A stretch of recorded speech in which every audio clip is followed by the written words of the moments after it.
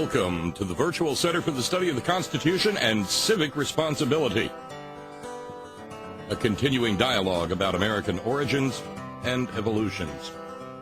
The Executive Director of the Virtual Center is Dr. Bill O'Brien. He's also your host for this conversation. And here he is now, Dr. Bill O'Brien. And welcome to today's edition of the Virtual Center for the Study of the United States Constitution and Civic Responsibility. And I want to make sure I add that in civic responsibility, because that is really part of it. The whole issue here is the outreach portion. This is not a Center for the Study of the Constitution for scholars. This is a Center for the Study of the Constitution, which involves the idea of outreach and the fact that more and more people can begin to understand some of the ingredients and, intricacies of the constitutional system under which we all live and at least in theory thrive. It is a pleasure to be with you today. I welcome you. I invite you to participate actively in our program. I'm going to pick up a little bit where we left off yesterday and try to do a little bit of clarification on some of the things we did yesterday. But I invite your comments. I invite your ideas and your suggestions and your questions. We have a phone number. It is area code 304-658-3333. That's 304-658-3333. If you'd like to email me directly, I received an email this morning from one of our listeners. My email address is waobrien906@gmail.com. That's O'Brien, I-E-N, not I-A-N, 906. It's all one word, waobrien906@gmail.com. And I'd be glad, as I frequently try to remember to say, if you send me an email, I will acknowledge receipt of your email. And in some cases, some of your emails are absolutely astounding. And I mean that. And in more than one case, as you know, I've shared the contents of the emails with our listeners on a future program. And I kind of want to continue to do that, because if what you're writing in your email is something that I think our other listeners ought to be exposed to, then by all means, I want to do that. And I usually will ask permission to do it, but rather than just doing it on my own. But I hope that you will understand that the whole purpose of this is to expand understanding and knowledge and appreciation for the ideas that really help to build our country. I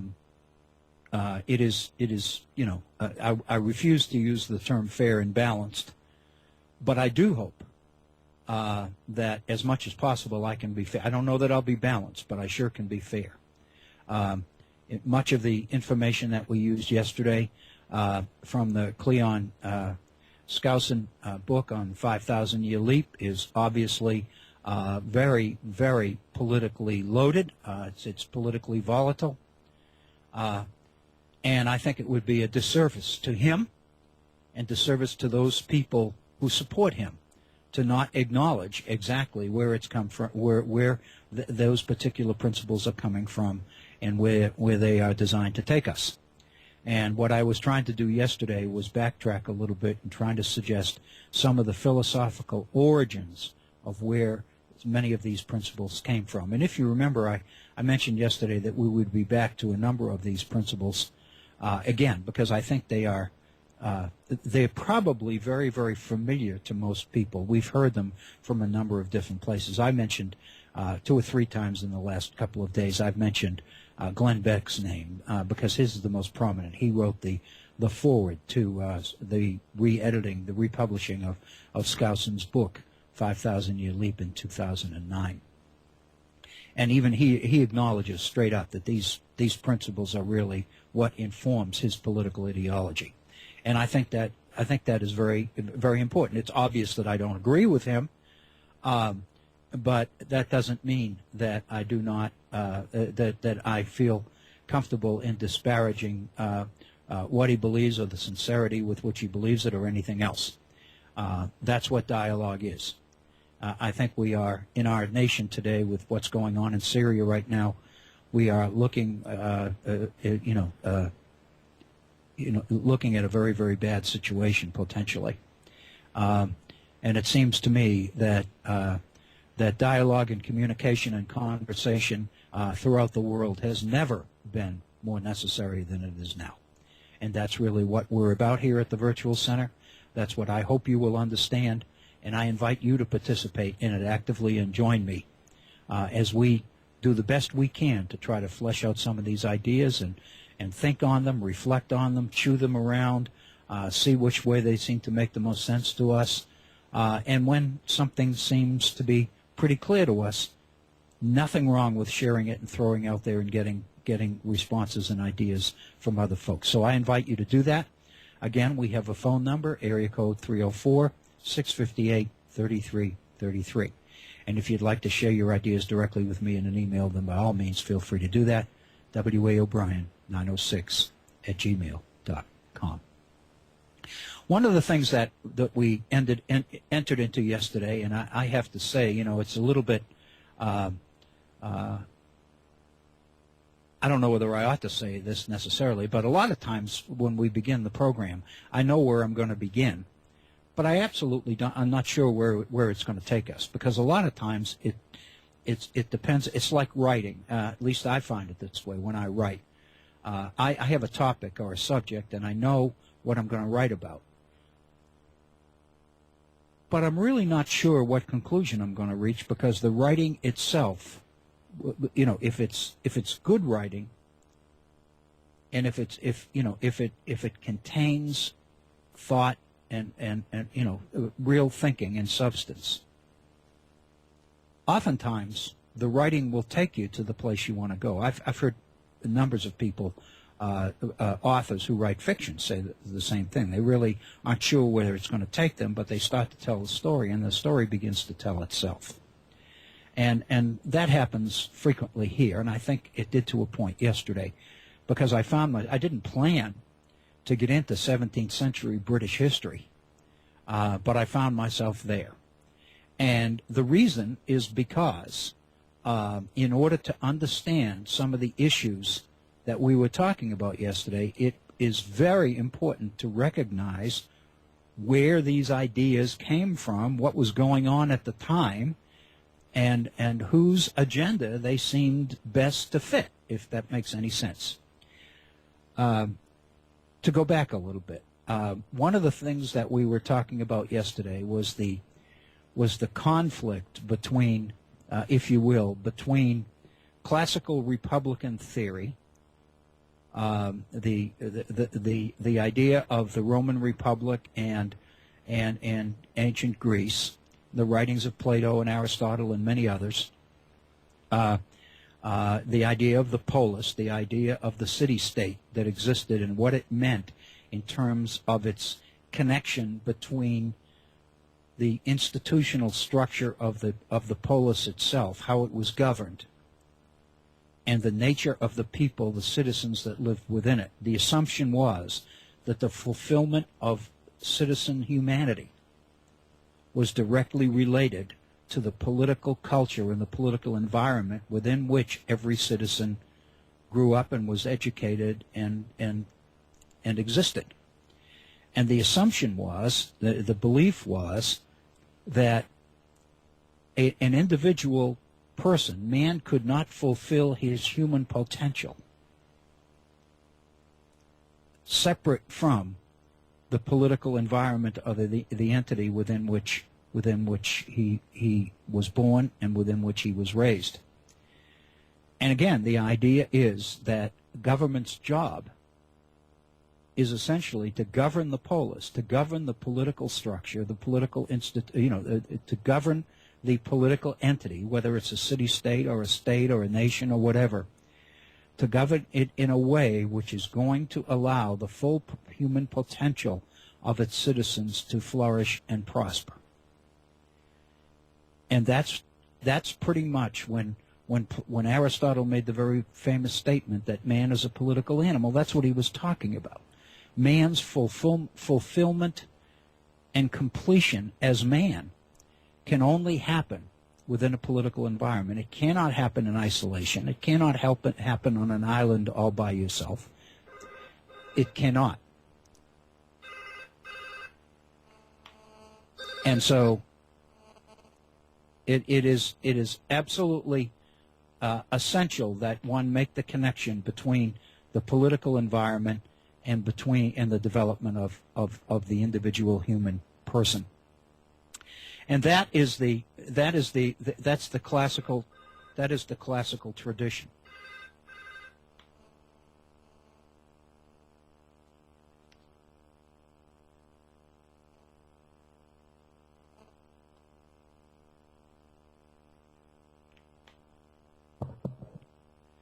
Excuse me for a minute. I had a call on another phone, and I couldn't seem to get rid of it. So I'm sorry to interrupt our time together.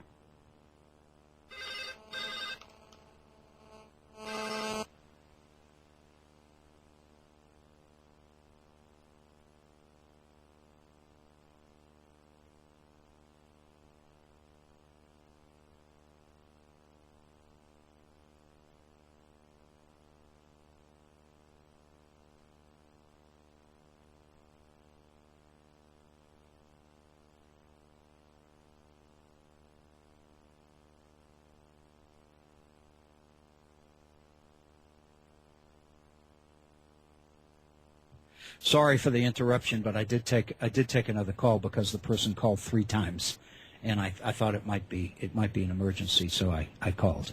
I'm back with you, so it was less of an emergency than I was afraid it might be. But what we were talking about was the idea of man being a political animal as the ancients viewed it, and the whole idea was that the full development of the human potential, and that included morality and virtue and man's desire and quest for the good and the just and the beautiful in life. All of these things were tied to the environment within which he lived. And part of government's responsibility was to govern with those objectives, or those ends in mind. And beginning in the 17th century in Great Britain, a whole new transition began to happen in what some of the political scientists refer to as British opposition ideology.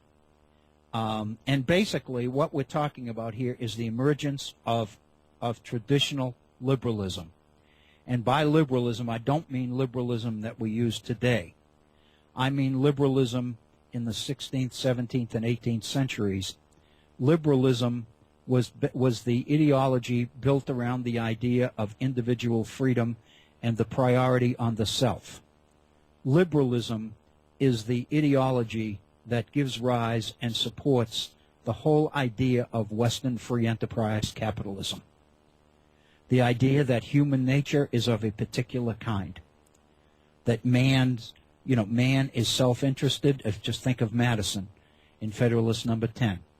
Factions are sown into the nature of man. Man is self-interested. Man has a mind. He has logic. He can reason. He can think. And that means that he knows how to manipulate the circumstances around him in such a way that he can secure his own self-interest. So Madison's idea, if you remember Federalist Number 10, his solution was you can't give everybody the same political ideas and positions. You can't get everybody to agree on everything all the time. You can't take away people's freedom to disagree.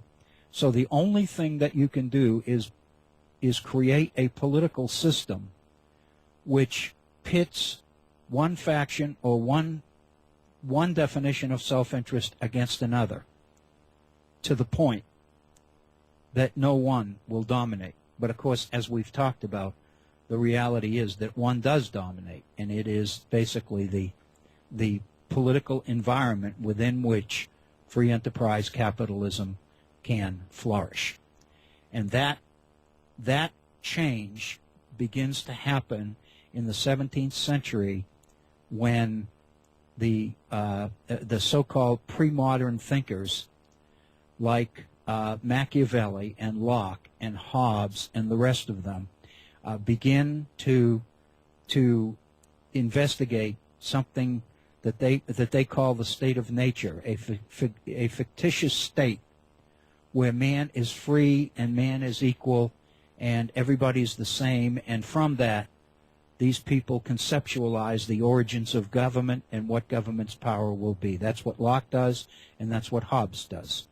And it seems to me that all of this happens in a vacuum unless we understand some of the historical context within which it all happens. It doesn't happen in a vacuum.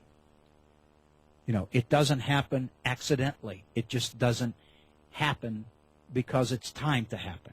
It happens because there are particular political circumstances and groups of people who are pushing for certain things in a certain direction, and out of this, a lot of these ideas and these ideological assumptions begin to emerge. And this happens in 17th century Great Britain. And the point I was making yesterday is that the emphasis, the alternative to classical republicanism, the idea of traditional liberalism, which emerges in the 16th and 17th and really begins to flourish in the 18th century and then takes off in the 19th century with the Industrial Revolution. These ideas run counter to the ideas of classical republicanism, which put the emphasis on the group, on the community, rather than on the individual. Because this liberal ideology put the emphasis clearly on the individual and the individual's self-interest. And there's absolutely no question that these ideas, the ideas of Locke and Hobbes and Montaigne and Machiavelli and the rest of them, clearly affected the thinking of America's founders. There's absolutely no question. So where is the debate? What's the answer? Were the founders this way, or were they that way, or were the founders kind of are they really the sum total of all of these things in some particular blend or mix or balance that we might be able to get our arms around and understand? And that gets us into, it seems to me, a little bit of 17th century England, 17th century British history. Because what we're seeing here is the emergence of capitalism, the very beginning, way before industrialism. We're talking about that stage of capitalism when free enterprise was primarily focused on commerce, on trade. And in a program several weeks ago, we dealt with a concept called mercantilism, if you will remember that. And the reason I like the word mercantilism is because you can almost see the word merchant right in it. Mercantilism is usually, from the perspective of economists, mercantilism is usually defined as the initial stages of capitalism. The focus is clearly commercial. At this point, we're not talking that much about manufacturing or clearly not industrialism. So we're talking about commerce. We're talking about trade. We're talking about investments in shipping and selling and trade and banks and insurance and all of these elements that make up what philosophers and political theorists during this period began to call the emergence of a middle class. I like to think in this period, when I use the term middle class, I use it almost synonymously with what we call today the business community. Because at that time, what we're talking about here are those elements, those ways of earning a living, if you will, all of which comprise the elements of capitalism. And we're talking about the emergence of a middle class business community and a business mentality in Great Britain. And the reality is that what makes British history during the 17th century so incredibly important is because history during that period shows us the clash between the medieval past and the free enterprise, or the so-called beginning of the modern period. the emergence of the modern West, which we associate in part with the rise of capitalism. And that clash happens within 17th century Great Britain, and that's why that particular period is so very important.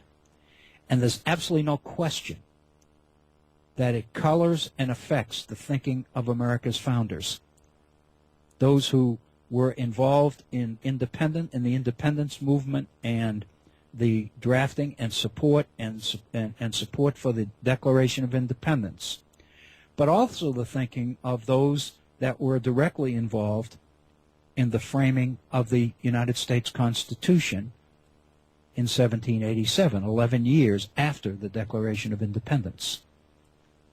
Usually the way we separate the two, instead of calling them all founders, is most people, when they talk about the founders, are talking 1770s. And then when we talk about the late 80s and the creation of the Constitution, we usually change founders to framers. But the fact of the matter is, there's no question that these people were affected by the past, by 17th century British history and traditions. I've mentioned before, and I will mention again, that most of the leading founders, most of the names that we're familiar with and know about in the 18th century, were very familiar with Cato's letters. Cato's letters were a series of political position papers published in the British newspapers in the 17th century, written by Gordon and Trenchard, that were principally aimed at the absolute power of the king in Great Britain. Cato's letters become the justification for challenging the absolute power of the king. And it ultimately ends up successfully toward the end of the century in 1688 with what history calls the Glorious Revolution.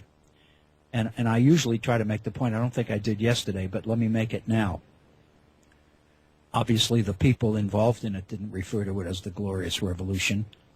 It's the people who wrote about it afterwards that think it was glorious.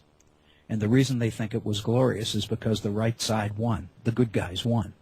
In this case, the ones that wanted to limit the power of the king, the power of government. They're the ones that write the history. So for them, this successful challenge of the absolute power of the king in England is a glorious revolution, and that's what our history books continue to refer to it as. So history is not just fact, fact, fact. It's loaded with interpretation and spin. Bill O'Reilly's famous idea of spin. There's no question that history is full of spin, just in terms of what we call things is oftentimes affected by which side won, whether it's the good guys or the bad guys. So the emphasis in Cato's letters is on challenging the evils of absolute monarchy in Great Britain and advocating hard for the ideas of representative government, advocating hard for the idea of limits on the absolute power of the king. And ultimately, this movement succeeds politically with the overthrow of the monarchy and the supremacy of Parliament in the mid-17th century. And when Parliament is supreme in Great Britain from 1649, Charles I is beheaded, is tried and found guilty and beheaded in 1649, tried before Parliament. Parliament from 1649 until 1660, for 11 years, England does not have a king. Parliament is making the rules, and this is the period of military dictatorship under the regime of the very famous Oliver Cromwell, played by George C. Scott, if you remember the movie from many years ago. And in 1660, in order to reestablish security and stability in Great Britain, I mean, the British are a people that grew up for generations with a king, with a crown. And so the idea is that the turmoil and the discord within Great Britain in the 1650s basically meant that the only way to bring back order was to reestablish the crown. So in 1660, Charles II is crowned King of England. And Charles rules from 1660 until 1680, I believe 86. I think 1686. And then when he dies, he's replaced by James II. And as I mentioned yesterday, James is a Catholic. And this creates all sorts of turmoil within Great Britain. And the expulsion of James, driving James from England, and Parliament calling a king, William of Orange, and his Queen Anne, are brought to England to assume the throne, but this time their power is dictated by Parliament. And that is what historians refer to as the Glorious Revolution. And the point to keep in mind, and this is the point that I emphasized yesterday, or tried to emphasize yesterday, is the major driving force behind Parliament during this whole period is this emergent middle class, this emergent business community in England. The reason that the business community wants to break the absolute power of the king is because the king and the landed nobility controlling political power in England was inconsistent with and contradictory to their commercial priorities of free enterprise. The argument is that there's no question that in a developing commercial environment in Great Britain, the middle classes, the business community, the buying and selling of goods and services clearly is the most visible driving force in British society at the time. And those people that are running it believe that they have a right to and should have the political power that will match their growing economic power and influence. So the whole idea, the whole political ideology of self-interest and a redefinition of human nature, the idea of man, the idea of man being evil, being fallen, being self-interested,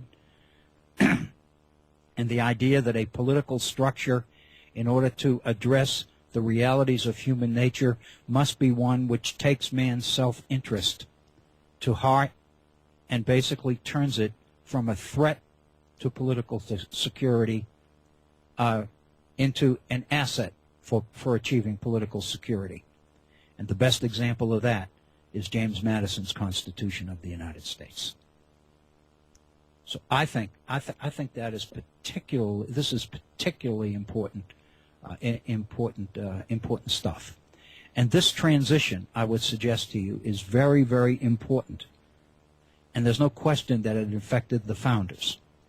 Where the controversy lies, and I'm going to pursue this further today, but where the controversy lies is how much, what kind of a balance should we take? Are we looking at the total abandonment of classical republicanism and replacing it with this new liberal ideology? Is that what we're looking at in the founders? There's no question you can find examples in the founders, of the influence of liberalism. And if you read Cato's letters, and every one of them had Cato's letters in their libraries, they all read, and the point is that the arguments that Cato's letters were using against the crown in the 17th century are the same arguments that the leaders of the American Revolution use against George III in the 18th century. The situations are that similar. And so the Sam Adamses and the John Hancocks and the John Adamses and all the rest of them go back to Cato's letters, and they draw from them in order to make the cases and make the points. Dickinson's Letters of a Pennsylvania Farmer and Jefferson's justification for taking up arms against the king in the early 1770s. All of these arguments, all of these are filled with information and ideas that are contained in Cato's letters written in 17th century England. So there's absolutely no question that they are affected by them. The issue is, to what extent is this whole process driven by the desire to establish on the part of the founders a free enterprise capitalist system? The principles, the 28 principles of Cleon Skousen, if you think about them, we've gone through about half of them. If you think about them, they are based on the premise that the founders bought into the ideas and the ideology of 17th century British liberalism and envisioned the creation of the nation as fulfillment of that particular objective or that particular goal. And that's really where the debate lies. And so going back to Skousen's principles, and we started to touch on a few of the later ones yesterday.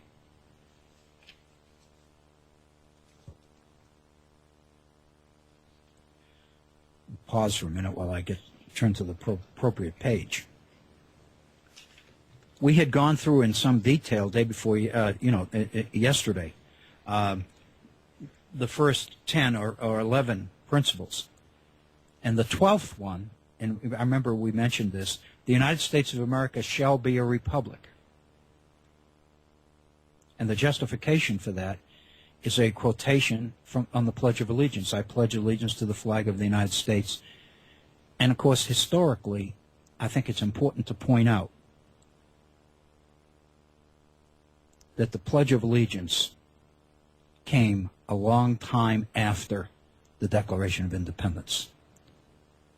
The Pledge of Allegiance was a product of the War of 1812 and the burning of Baltimore. And Francis Scott Key and the national anthem and all, the Declaration of Independence is much later than the founding of the nation of the Pledge of Allegiance is much later than the Declaration of Independence. But the 12th principle that Skousen talks about is that the United States of America shall be a republic. And if you think back to a previous program we did some weeks ago, there's a very, very distinct difference in the nature of republics. And that transition happens in America in the transition from the Articles of Confederation to the Constitution of the United States. Because the traditional approach to Republican government, as articulated by principally Montesquieu in his Spirit of the Laws, is the idea that a republic must be small in order that government can know the needs and wants of its own citizens. Because the purpose of a republic is for a government to take its marching orders from its own citizens. The transition to the Constitution of the United States, as drafted by James Madison, continues to claim the term republic, but the difference is it becomes an enlarged sphere republic. And so while many of the accoutrements of Republican government continue to exist, the major change that occurs is a transition from the decision-making power from the people to the people that they elect. And we've talked about that. Principle 13 in Skousen's list, a constitution should protect the people from the frailties of their own rulers. Now, it's very interesting that in the early set of principles that Skousen, in his first 10 principles, he's talking about the fact that virtue comes from the leaders. The people get their virtue from electing virtuous leaders. Now we're talking about the need for a constitution in order to protect the people from the frailties of their rulers, of their leaders. So a transition has happened within Skousen himself here. in terms of the attitude towards leaders. And then principle 14, life and liberty are secure only so long as the rights of property are secure. Now we're getting into the ingredients of free enterprise capitalism. Life and liberty are secure only so long as the rights of property are secure. So now we're talking about the issue of the sanctity of private property as being a priority, one of the so-called inalienable rights that Jefferson defined in the Declaration. Life, liberty, and the pursuit of property. And now here's Skousen saying life and liberty are only secure as long as the rights of property are secure. And then principle 15, the highest level of prosperity occurs when there is a free market economy and a minimum of government regulations. Now we're redefining the role of government around the very principles of 17th century British liberalism. That government's power not only should not be absolute, but it must be clearly limited. Because in order for the full potential of capitalism to work, people must be free. They must be free to pursue their own self-interest. And therefore, the greatest threat to that freedom in the minds of these people becomes government. Therefore, the call for a protection against the frailties of leaders, those who would abuse their power by limiting individual freedom or by jeopardizing the sanctity of private property. And then under that principle 15, Skousen lists the following. Prosperity depends upon a climate of wholesome stimulation with four basic freedoms in operation. The freedom to try, the freedom to buy, the freedom to sell, and the freedom to fail. These are the elements of a free market economy with minimum government regulations, which is principle 15. And then, in order to make sure that there is a minimum of government relations, we get into several principles relating to the structure of government as articulated as defined in the Constitution. Principle 16, the government should be separated into three branches. Principle 17, a system of checks and balances should be adopted to prevent the abuse of power by the different branches of government.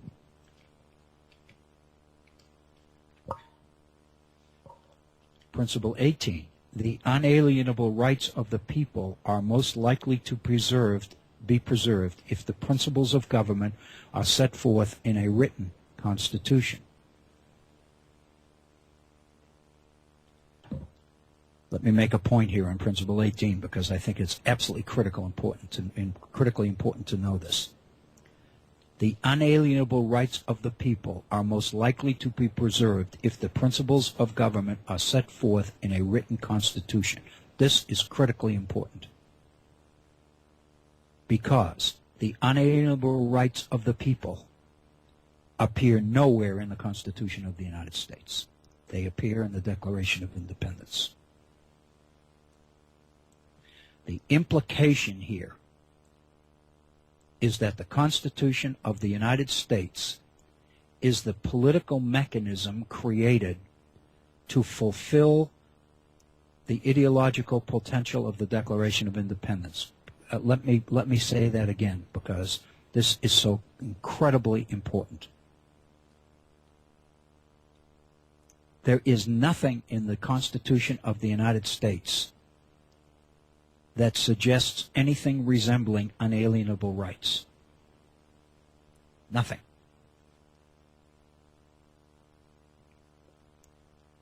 The unalienable rights of life, liberty, and the pursuit of happiness are in Jefferson's Declaration of Independence in 1776, not in the Constitution of 1787. But in fusing the two in Principle 18, in bringing these two together and including them in the same sentence, what Skousen is doing is suggesting that the Constitution of the United States is a political structure designed primarily to fulfill the ideological potential and promise of the Declaration of Independence. I would suggest to you that the history of the United States of America contradicts that assumption. Because if you look at it that way, then the Constitution of the United States is ideologically consistent with the Declaration, when in fact history tells us that the Constitution of the United States was primarily written in order to undo the political follow-through of the Declaration of Independence, which was the Articles of Confederation. It was a confederation which set up a government based on state power rather than central power. The Articles of Confederation was designed principally to fulfill the definition of republican government as defined by Montesquieu. Republics had to be small so that people could make themselves known to their elected representatives, and so that government could govern according to the needs and wants of its own people. And the only way that government could know what people needed and wanted was to have power confined to a relatively small area. So the Articles of Confederation was a political structure consistent with the ideology of the Declaration of Independence. The Constitution of the United States was written to undo the Articles of Confederation and replace it with something different. So not only was the Constitution of the United States not consistent with the Declaration of Independence, it's contradictory to it. There is no mention in the Constitution of the United States of a supreme being, of a creator, of God. There's no mention in the Constitution of the United States of unalienable rights. There are a lot of rights in the Constitution, the rights to a jury trial, the right, all of these things that not only in the Bill of Rights but rights that are embedded within the Constitution itself. But they are not unalienable rights. They are rights considered to be consistent with and supportive of the political system being created.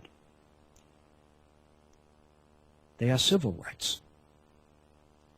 They are the rights which this system believes will best benefit this system. That is the Constitution. It is, the whole history of the Confederation period of the 1780s is the story of the nationalists of Hamilton and Madison and many of the other leading nationalists of the period to undo and topple the Articles of Confederation in order to create a political structure where the right people would be back in power rather than the people of the states. And the way to do it is to remove government from citizen access. And so Principle 18 in Skousen's list, I would argue, is a tip-off. It suggests a little bit of ideological manipulation going on here in order in the minds of an unknowing public to suggest the idea that the Constitution of the United States and the Declaration of Independence are pretty much the same thing. They're all designed to accomplish the same things. That is absolutely historically not true.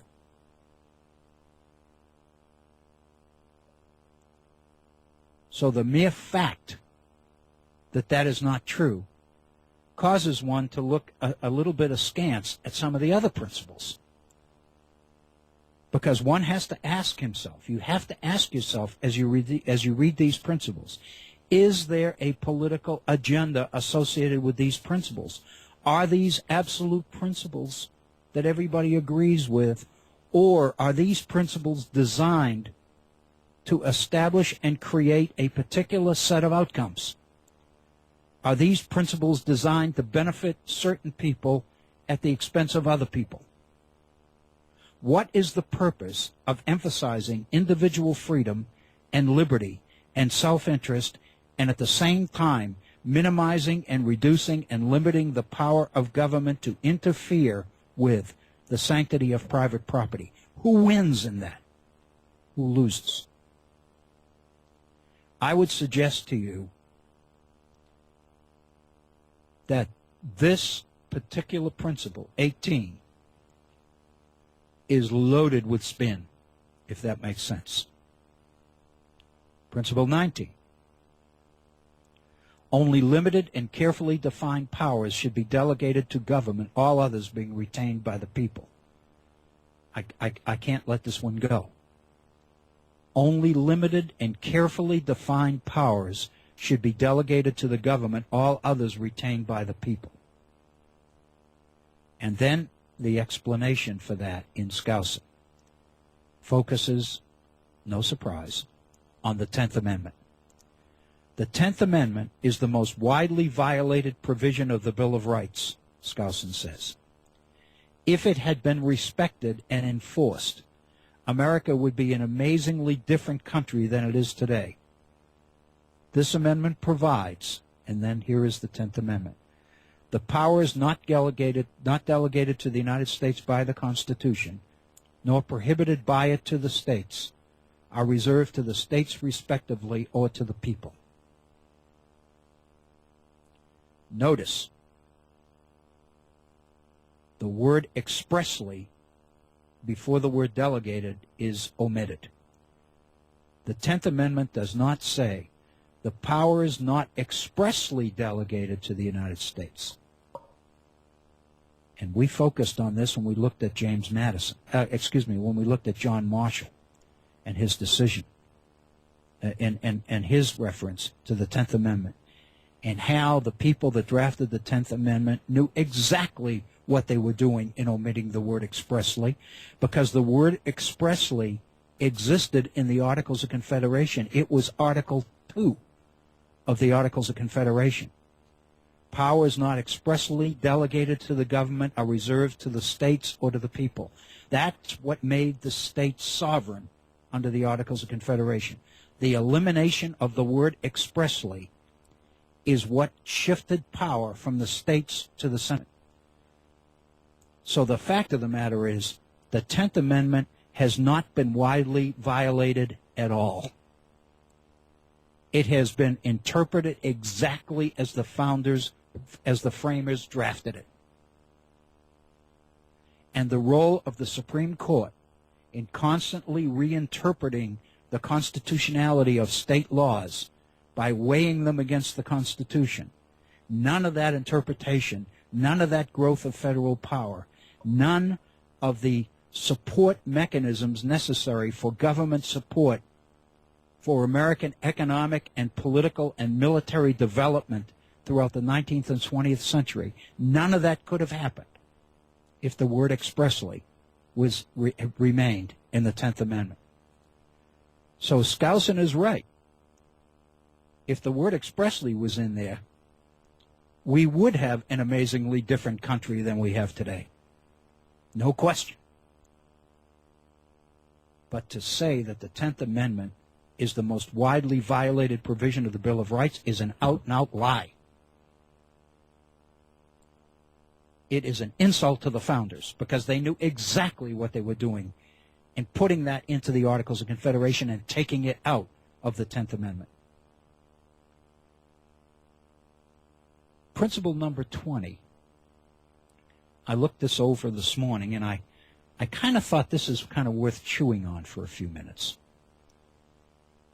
because this is the kind of stuff we read in our civics book. This doesn't mean anything. Listen to Principle 20. Efficiency and dispatch require that the government operate according to the will of the majority. But constitutional provisions must be made to protect the rights of the minority.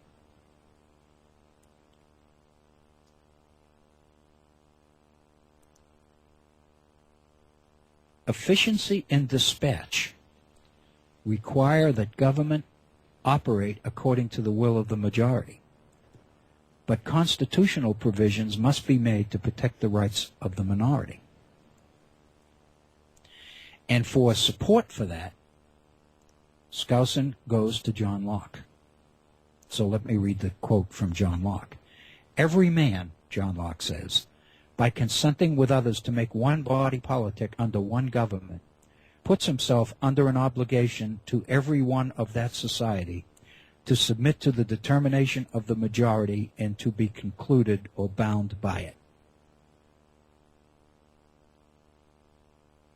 When you agree, when you consent to be governed, you consent to follow the will of the community. How do we make that consistent with the idea of majority rule?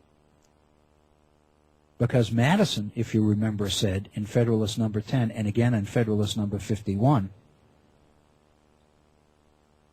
that the thing more than anything else we have to prevent is majority rule, is the convening of the majority faction. To Madison, the majority is danger. So the whole political system is designed to make sure that the majority does not rule. So how then does one insist that government operate according to the will of the majority? I don't know how else to say this. This is my sense.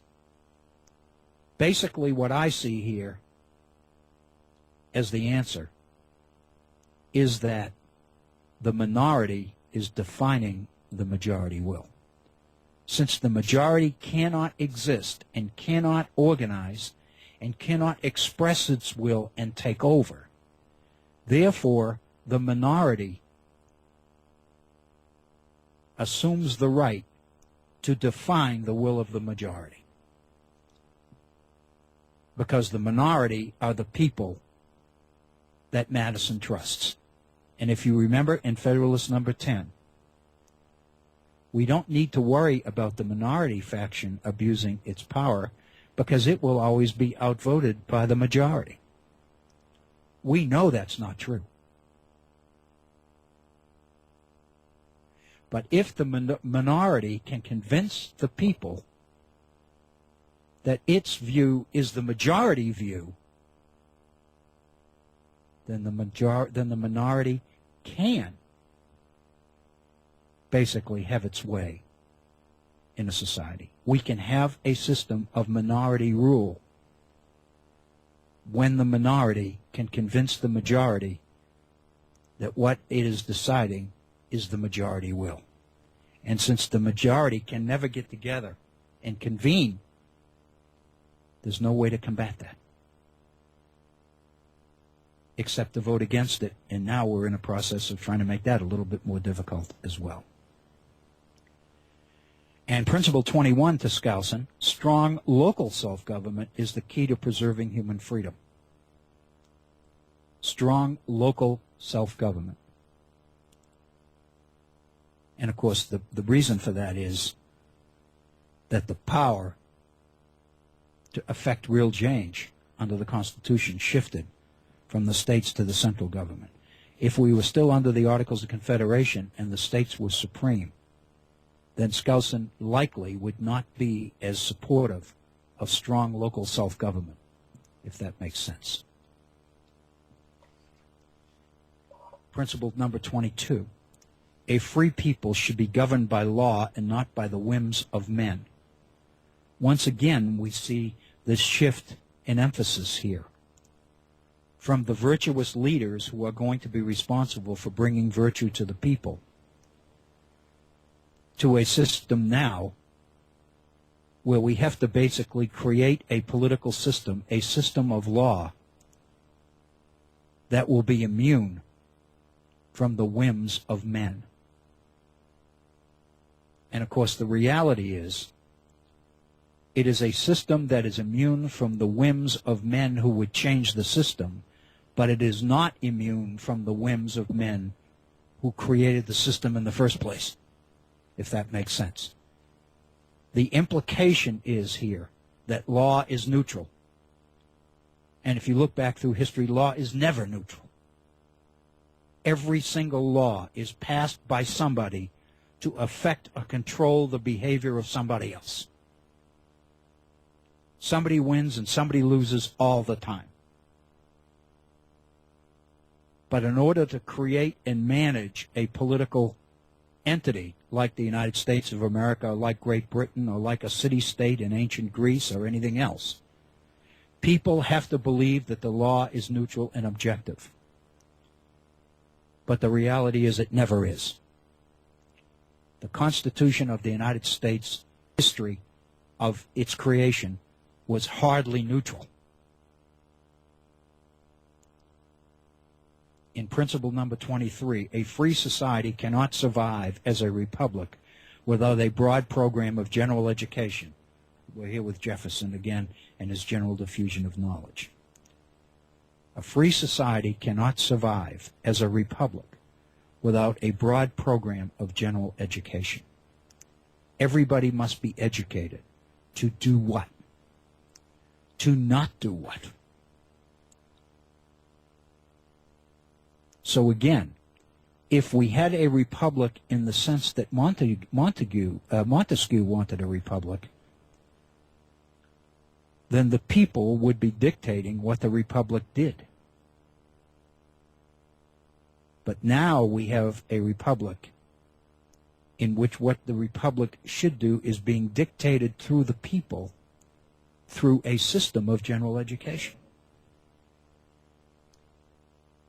And then the last few principles, and I'll move through these very quickly because we're approaching the top of the hour. We're within 4 minutes of the top of the hour. Number 24 in this list is that a free people will not survive unless they stay strong. And this is the whole idea of military preparedness. A free people will not survive unless they stay strong. And number 25, peace, commerce, and honest friendship with all nations, entangling alliances with none.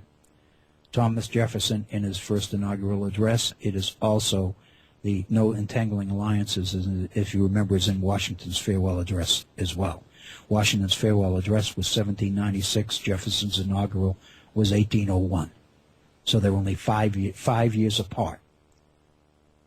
But here's Washington and the alternate party to Washington, Jefferson, saying exactly the same thing about how we conduct foreign policy. Entangling alliances with none, but we will have power. We will have peace, we will do trade, and we will have honest friendship with everybody, but we'll have entangling alliances with nobody. We will call our own destiny, our own shots. 26, the core unit which determines the strength of any society is the family.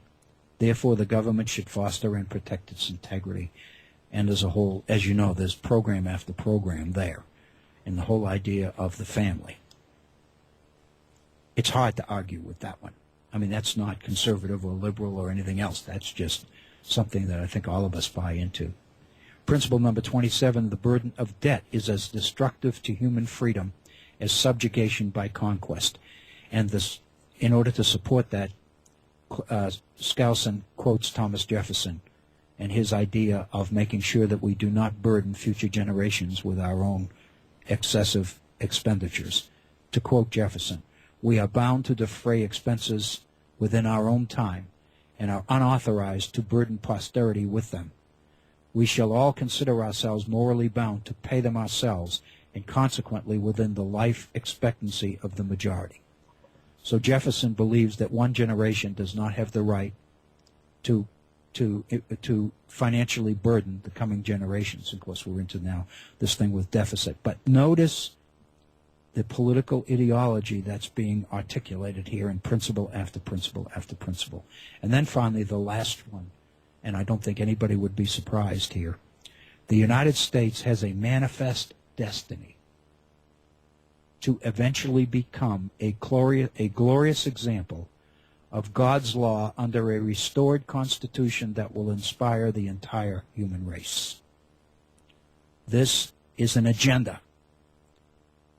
The United States has a manifest destiny, a God-given mission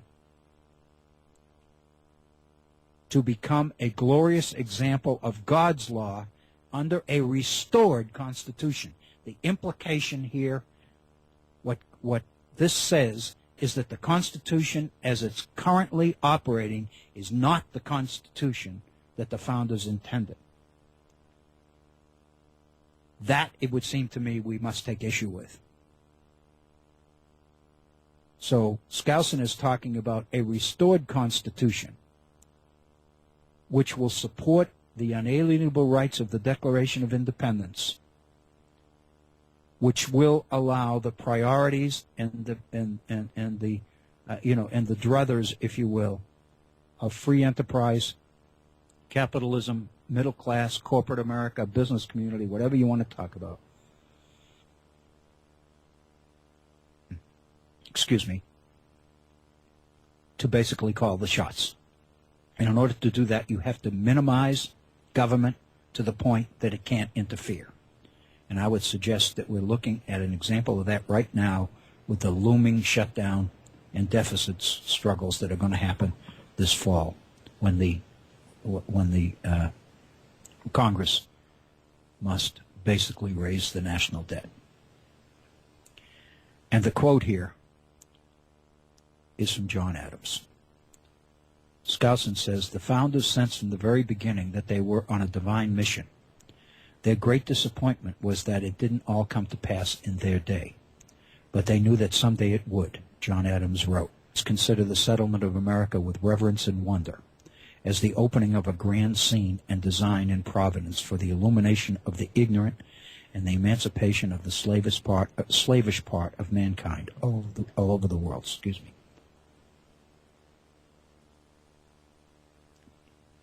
So what we have here clearly is a political agenda.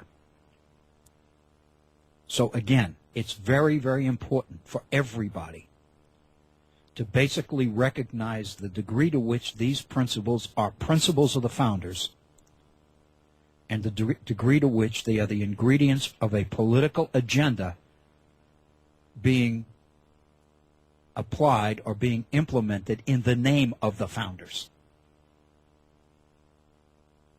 And I would suggest to you that there's a real issue here, and we will address it. We are at 2 minutes after the hour. Let's pause take a 5-minute break and stretch and kind of reflect on some of these things, and then we'll come back and we'll continue here on today's version of the Virtual Center for the Study of the United States Constitution and Civic Responsibility. I'm Bill O'Brien. We'll be right back.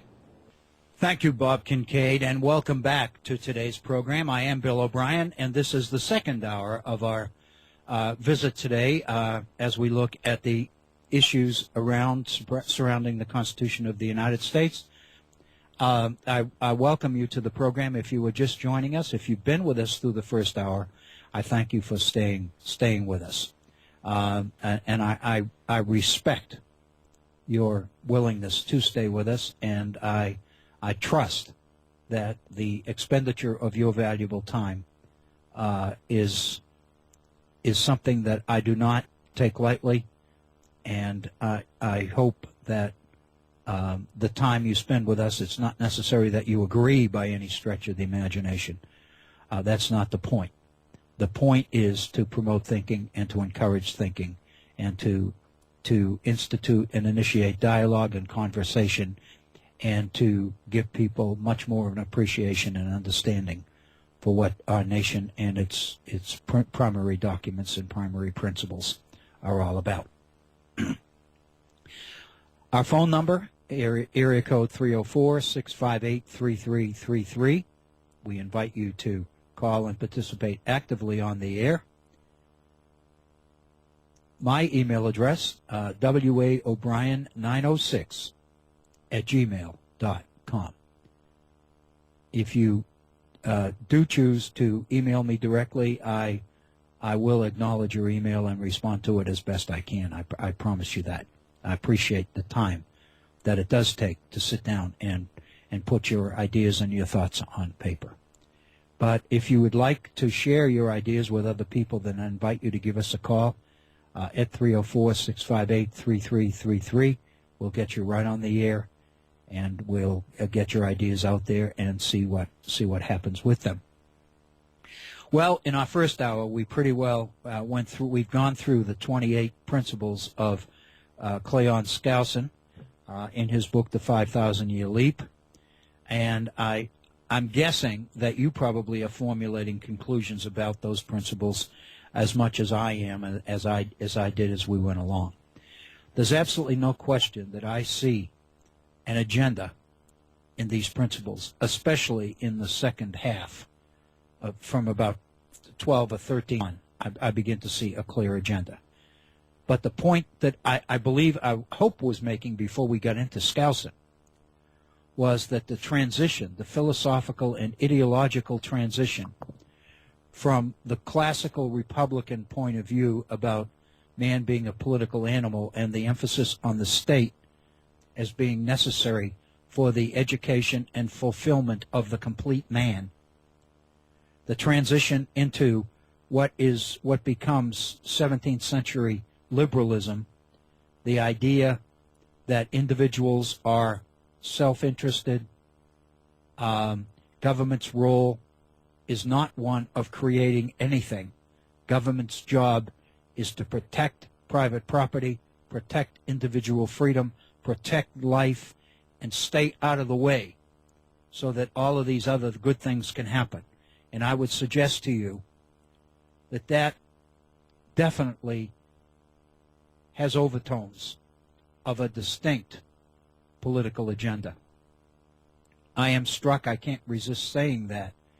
If you remember a few weeks ago, we were looking at the dissent of Oliver Wendell Holmes, case of Lochner versus New York in the year 1905.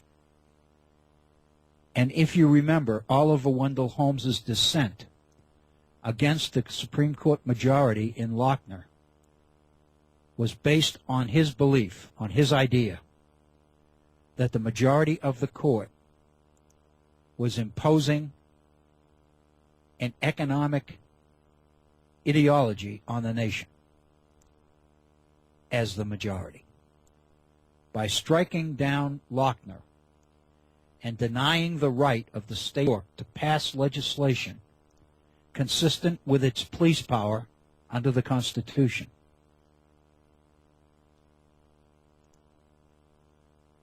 to Oliver Wendell Holmes was the imposition of an economic ideology, of economic theory. And I would suggest to you the details of that theory are apparent, quite apparent, in the 28 principles of Cleon Skousen in his 5,000-Year Leap. And I would suggest to you that Glenn Beck's endorsement of these principles as the basis for his political ideology suggests something quite to be expected as well.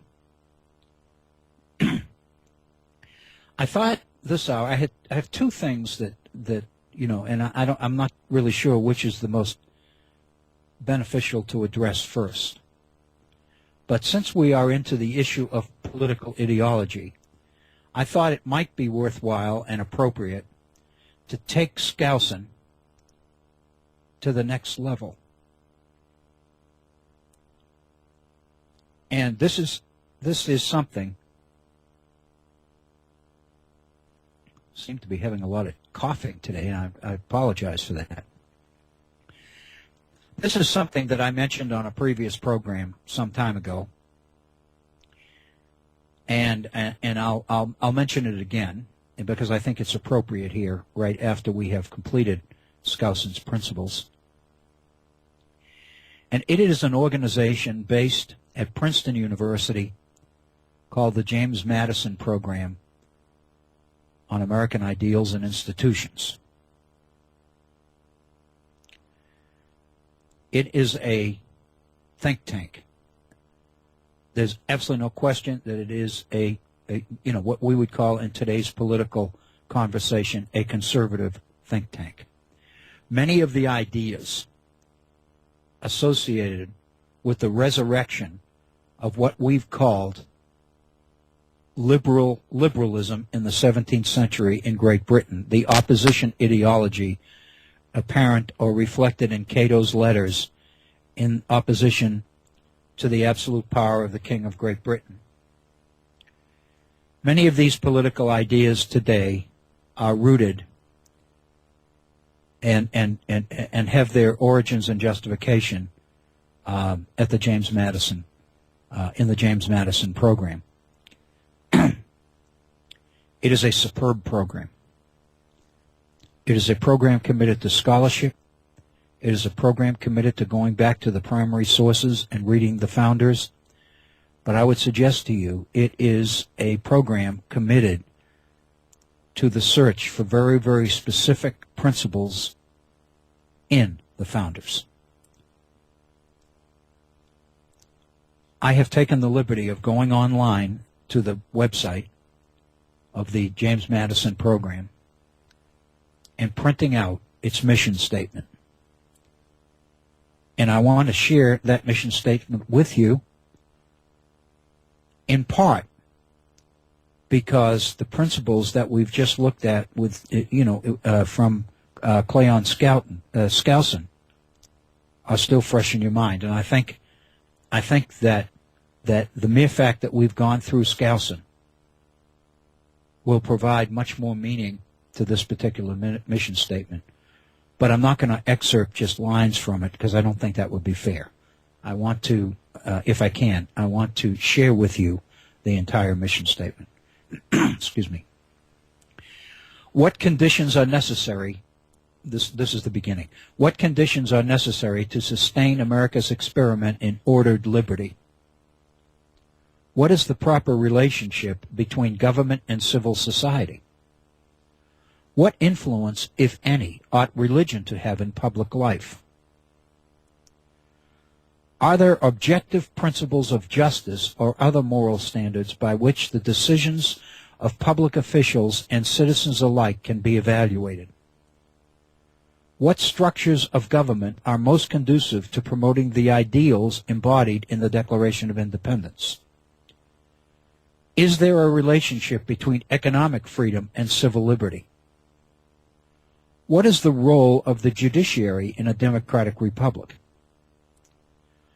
The James Madison Constitutions in the Department of Politics, Princeton University, promotes teaching and scholarship in constitutional law and political thought. Under the leadership of its director, Robert P. George, and with the guidance and support of an advisory board from the worlds of law, business, philanthropy, and the academy, the Madison program sponsors and guides research and teaching at the undergraduate, graduate, and postdoctoral levels. That is obviously an incredibly profound paragraph in the mission statement. But the questions that it addresses, I think, are extremely important. The relationship between government and civil society, the role of religion in public life, whether in fact there are objective principles of justice or whether there are other moral standards by which decisions of public officials and citizens alike can be evaluated, what structures of government are most conducive to promoting the ideals embodied in the Declaration of Independence. All of these things are they're all issues that we're dealing with here at the Virtual Center. So I think this is a very, very appropriate document to bring to the table. Excuse me. The James Madison program honors the Princeton graduate and undergraduate student who became the principal architect of the Constitution and the fourth president of the United States. James Madison, as many of you know, graduated from Princeton University. The program builds upon Princeton's traditional strengths in public law and jurisprudence. This celebrated tradition goes back to Woodrow Wilson, the professor of jurisprudence in Princeton's Department of Politics. And this, take it from me, this is a pretty impressive list of professors of jurisprudence since Woodrow Wilson, who was the first one. Woodrow Wilson, W.F. Willoughby, Edwin S. Corwin, one of the most prolific political science writers in the nation, Alpheus T. Mason, Walter F. Murphy, and Robert P. George, the current director. These scholars have practiced the rigorous philosophical and social scientific study of constitutional law and related subjects. As a result, Princeton has offered an important alternative to vocational legal studies and the forms of legal scholarship traditionally dominant in America's law schools, such as the doctrinal analysis of case law. And then the mission statement concludes with a series of principal concerns of the James Madison program. And I want to address these concerns to you in light of what we've done here at the Virtual Center today in our first hours and what we did yesterday.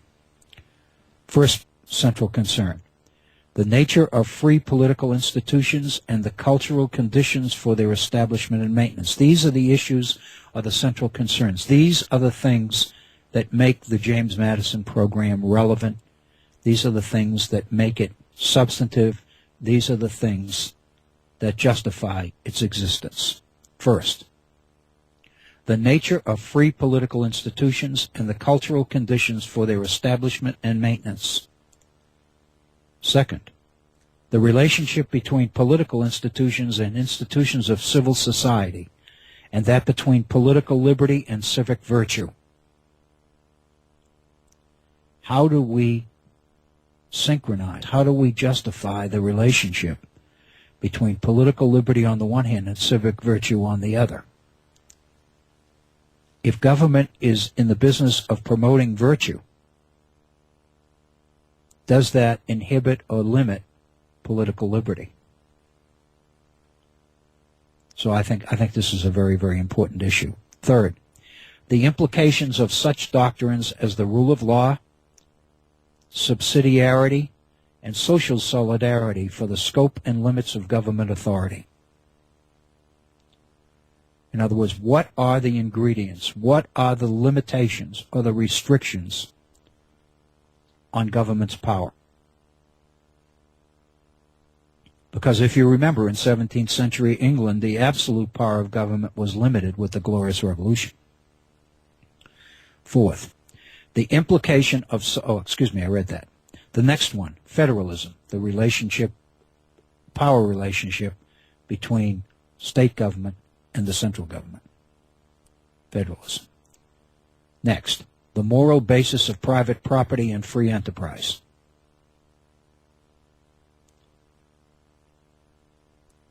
And I just want to think on that for a moment. The moral bases, the extent to which private property and free enterprise are related to and connected to the issues of morality. The constitutional separation of powers and systems of checks and balances. And that one we're very familiar with. We just touched a bit on that one. My fingers aren't working here to separate the pages, folks. I apologize. Next, executive leadership. Next, democratic deliberation and accountability. Democratic deliberation and accountability. Next, judicial independence and the scope and limits of judicial power. Next, America's role in the world and the conduct of her relations with foreign powers.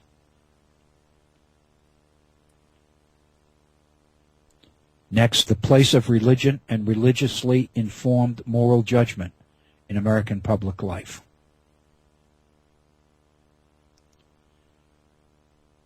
And then here's the conclusion of the mission statement. In addressing these concerns, students and faculty explore the thought of America's founders and leading statesmen, including Madison, Jefferson, Washington, Adams, Lincoln, and King. They also consider the contributions of thinkers who shaped the understanding that fed the American founding and continue to shape the American civic idea. Among these are Plato, Aristotle, Augustine, Aquinas, Luther, Calvin, St. Thomas More, Erasmus, Adam Smith, Montesquieu, Sidney, and John Locke. And not to be neglected are the insights of perceptive foreign commentators on American ideals and institutions, including de Tocqueville, Churchill, and Solzhenitsyn. I think you would have to agree with me that that mission statement and the issues and questions that are the principal concerns of the James Madison program at Princeton University are impressive and they are commendable. I think you will also see some similarity between the concerns, the issues that the James Madison organization is committed to address, and the principles identified in Skousen's 5,000-year leap. There is definitely symmetry here. What we are talking about in the James Madison program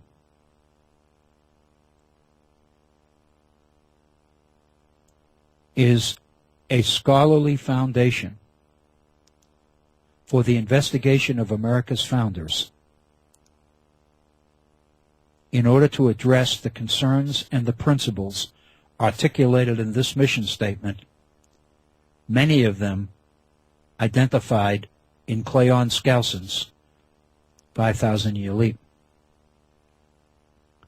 Basically, what I am suggesting here, what we are seeing is a real, very clear connection between scholarship and politics and political ideas and ideology. It is very obvious, for example, that in talking about the various elements of scholarship that are included at the James Madison, in the James Madison program, political science, constitutional law, international affairs, and those things associated with it. But the one area of scholarship that's not included is history. I happen to think that that's very significant. Because the one thing that I see in all of these other groups, and after a half century in higher education myself, as I think about the issues of constitutional law and political science and international affairs and military power and all and economic priorities and all the rest of it, as I think about the category of disciplines or subjects that we tend to include within something we call the social sciences, economics, political science, sociology and psychology, geography, constitutional law, and all the associated areas with those. The one thing that I see that they all have in common is an outcome, is the agenda or the end product. These are not scholars in search of answers. These are scholars with answers in search of evidence. I don't know whether that's the way I explain it, whether in fact that's accurate. I want to repeat that because I think it says exactly what I believe. There is a difference between scholars who conduct honest research without a particular agenda, who are committed to the idea that the research and the scholarship will produce the outcome. I will live with the result. On the other hand, there is scholarship that is driven by an agenda or by a set of principles or assumptions that certain things are true going in, And the purpose of the scholarship is to find additional evidence or additional proof for the fact that these ideas and principles are indeed accurate. I apologize for the phone that's in the background. Again, I think this is an incredibly important distinction. It explains a lot about our current political situation in America. It explains an awful lot about the extent to which our current politics is related to our history, to the story of the founders.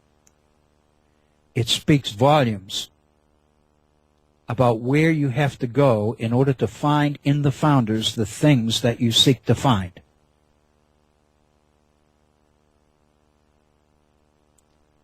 Let me take a moment to backtrack into something we talked about yesterday at this particular point, because I think it's appropriate.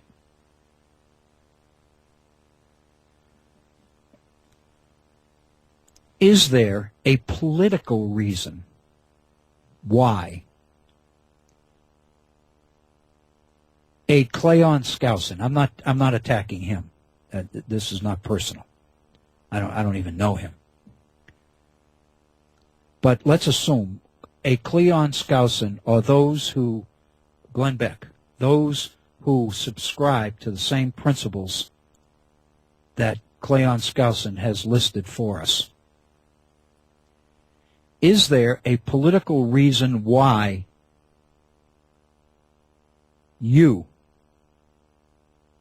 as an acolyte, as a supporter of these particular principles, why you would be uncomfortable with Republican theory and Republican government as practiced in Greece and Rome? What is there about the ancients that creates problems for you, given these political principles or these political issues or principles to which you subscribe? Obviously, the answer is that most of the things that you believe to be most important are inconsistent with a culture which puts a premium or a priority on the community, and one that makes human development directly dependent on the education one receives within the political community, within the political environment in which he or she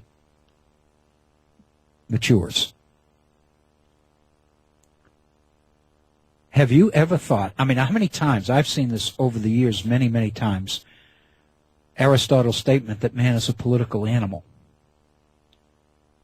It's only with this virtual center that I personally have taken the time to investigate that and find out exactly what Aristotle means, or what he meant when he said that man is a political animal.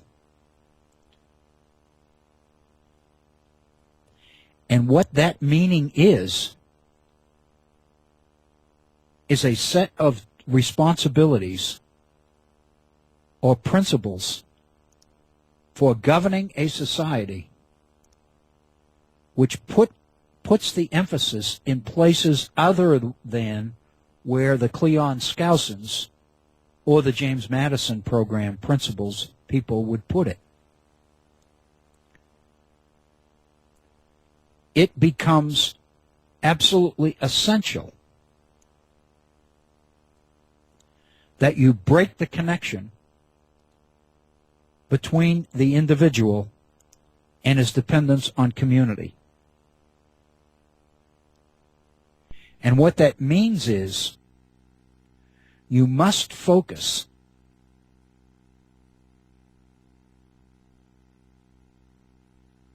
for your origins, for your support, and historical support. You must go to a place where the individual and the self-interest of the individual are priorities. And that is 17th century Britain. That is 17th century British opposition ideology. That is the philosophy of Locke and the thinkers of the pre-modern period, who are laying the groundwork for a totally different kind of world than existed in their past. A system based on individual freedom and competition and self-interest. And that, in turn, dictates a redefinition of the proper role of government. No longer is government in the business of creating a community sense or a community consensus on the issues of morality and virtues and right and wrong and justice and beauty and all of these terms that the ancients believed that man's appreciation and recognition of beauty and happiness and justice and the good and the right, they believed in absolutes. They were not relativists. They believed that there was a good and a right and a just and a beautiful and a happy. And they believed that all of these things were not contingent on the individual discovering them. They were contingent on the individual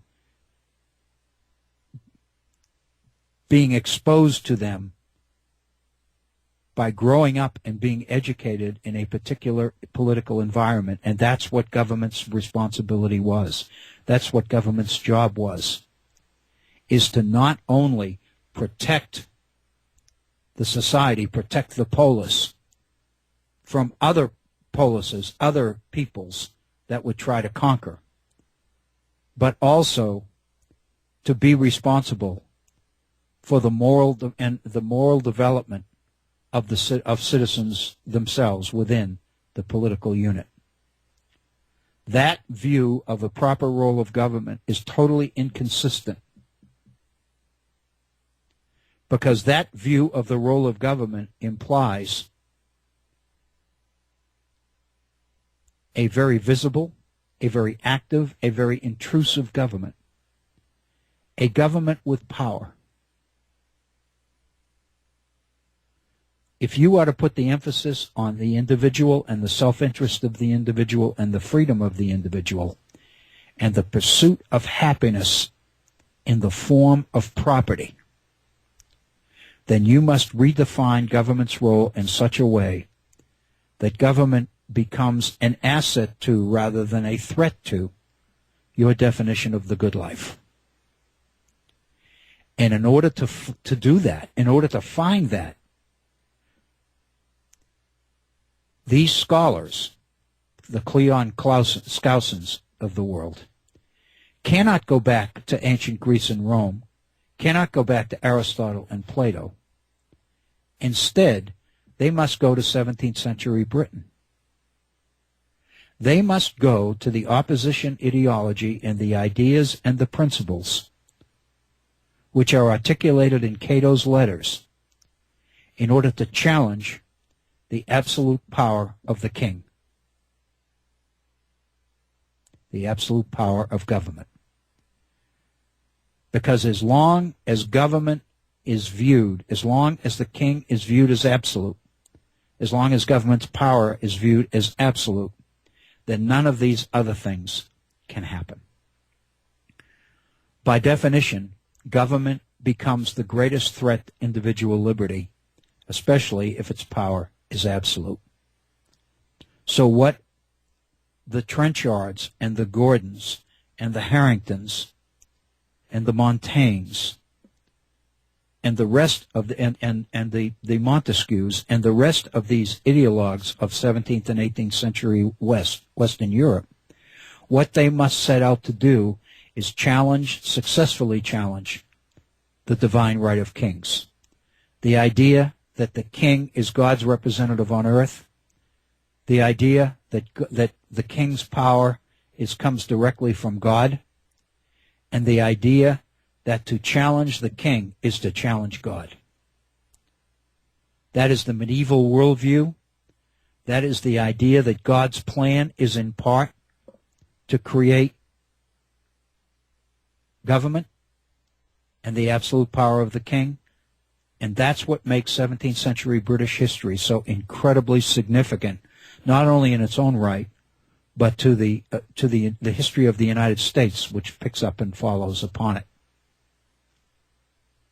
And it stands to reason that the arguments being used and being articulated in Cato's letters become very appropriate against George III in the efforts of the founders to justify the right of the 13 colonies to be independent from the mother country.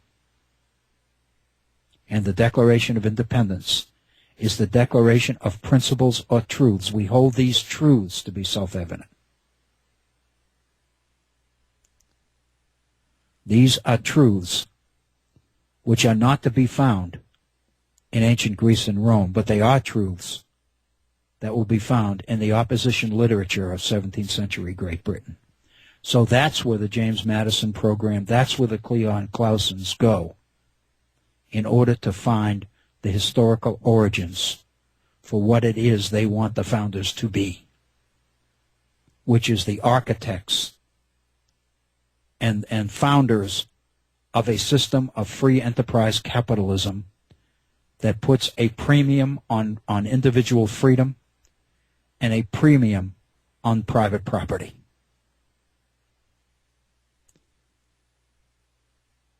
And emphasizes that man's equality extends only to his equality before the law and his equality before God.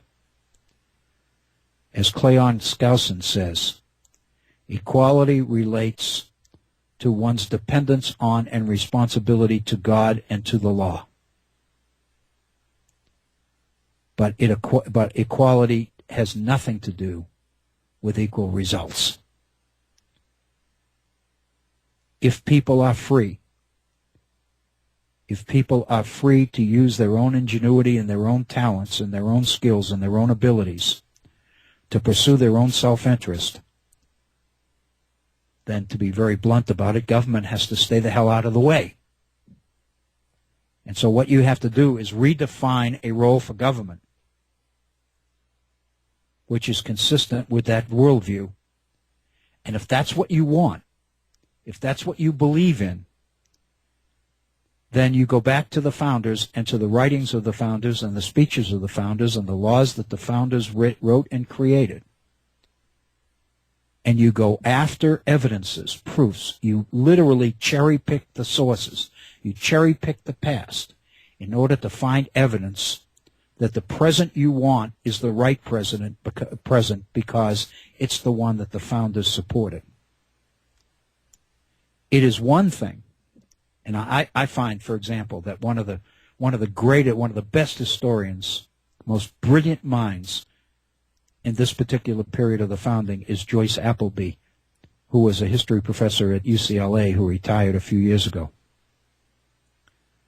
Joyce Appleby's history of Western capitalism is superb. Superb. But what she does is find out that in the period of the founding, through the Constitution,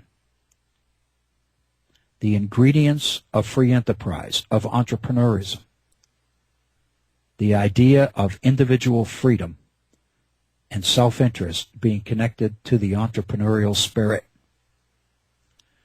she finds that it exists in early America, and she traces it in the early years of the 19th century. And in her book called Inheriting the Revolution, she focuses not on the founders themselves, but on the generation of Americans that was born after the founders. Those Americans that were born in the 1770s and the 1780s and begin to look toward making their way in the world in the 1790s and the early 1800s.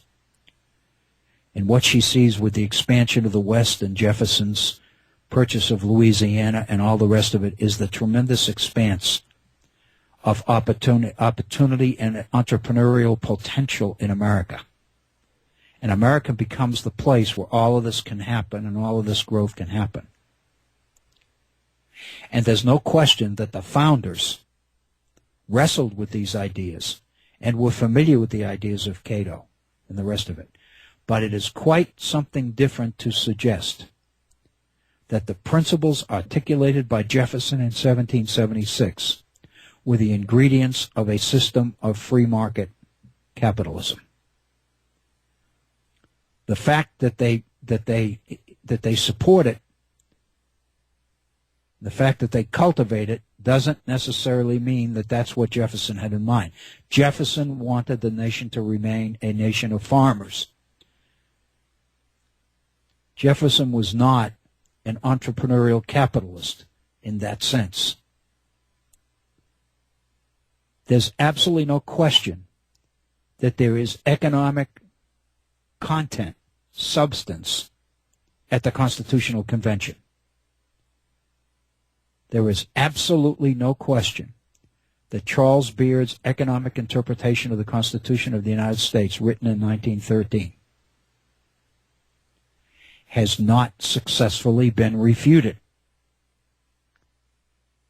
There is entrepreneurial and economic substance in Philadelphia during the summer of 1787. And there is no question that the ideas of self-interest and the factions that Madison talks about in his Federalist number 10 and Federalist 51 and others existed. There's absolutely no question. People don't like it. People have been trying since 1913 to refute Charles Beard and his economic interpretation of the Constitution. And they've never quite been able to do it because there's too much evidence to suggest that it was there. However, it doesn't necessarily mean that the Constitution was an insincere, dishonest effort by a wealthy few to set up a system for the benefit of the wealthy few and nobody else. That is a disservice to the founders. That is a disservice to the Constitution and to the convention that drafted the Constitution. It seems to me only fair and just that we be willing to attribute to the founders the sincere belief that the system they created showed the potential to be the best for the most. It seemed to be the fairest and the most promising for the most people. Jefferson's purchase of Louisiana was made in part with that thought in mind.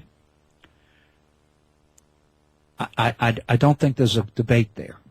I really don't think that there's a debate there. But there's also no question that the ideas of the ancients and the republicanism as discussed by Plato and Aristotle and Solon and Cicero in Rome and others was there as well. The emphasis on citizenship, the emphasis on citizen virtue, the idea of creating a republic in which the people would really have an active role, where they would have the first opportunity in the history of mankind to actually set up the government, the kind of government that they choose to set up in order to govern them, and the idea that they would consent to it. And its power would be directly attributable to that consent. There's absolutely no question that that's there as well. And so it seems to me that what we're confronting here is a series of questions that continue to beg for answers. They are not questions that have already been answered. And I would suggest to you that what we are confronted with is two contradictory and I think inconsistent approaches to the whole idea of research. And the first is research that is designed principally to collect evidence and to reveal truth. The second is an approach to research which is designed to find evidence to prove that what you already believe is true. It is research with an agenda. And I would suggest to you that many people operate from that particular assumption. In fact, yesterday morning, for the first time, I began teaching an American history class for the semester. I met the first class yesterday and just handed out the syllabus. I'd meet that class again in the morning at 10 a.m. This will be my first class. In their textbook, which is one of the country's best textbook, it's in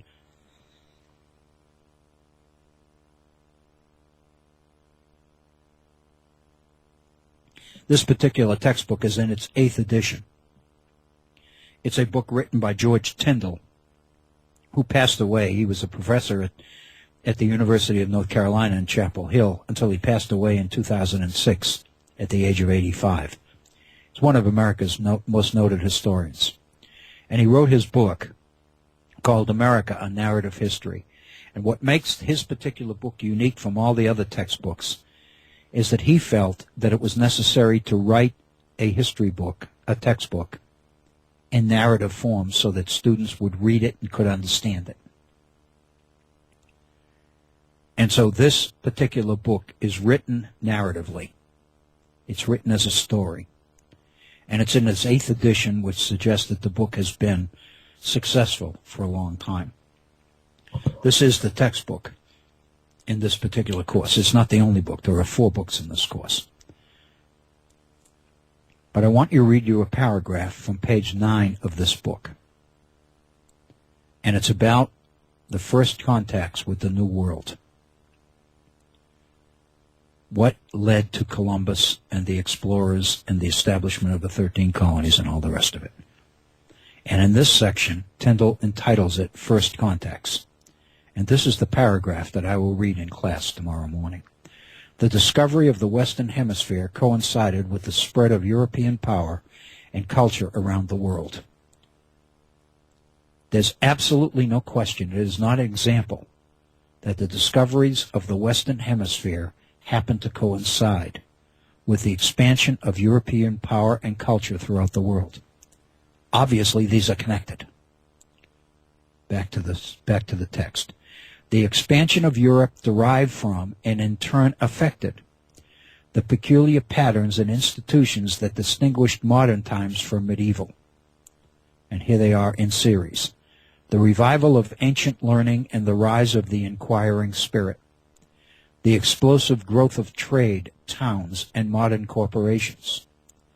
The decline of feudalism and the rise of national states, countries. The religious zeal generated by the Protestant Reformation and the Catholic Counter-Reformation. And on the darker side, some old sins, greed, conquest, racism, and slavery. That's a beautiful paragraph. But there is no way in the face of this world, in the face of this earth, that freshman students in college reading that paragraph would have any idea what was behind those words. The expansion of Europe. Why? The nature of the institutions developed. The revival of ancient learning and the rise of the inquiring spirit, what we call the Renaissance.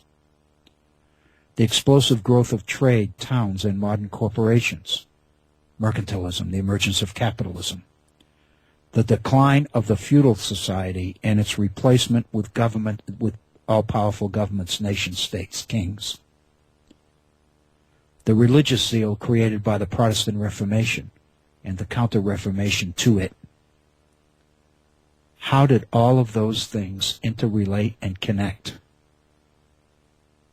in order to produce the desire of Columbus to find the wealth and riches of the East by sailing west. That's the challenge that I will pose tomorrow morning. And from that, we will address a little bit about the Renaissance, a little bit more about the Protestant Reformation, quite a bit about the emergence of the middle class in 16th and 17th century England, the rise of commercial capitalism, the growth of cities, and the emergence of a market economy,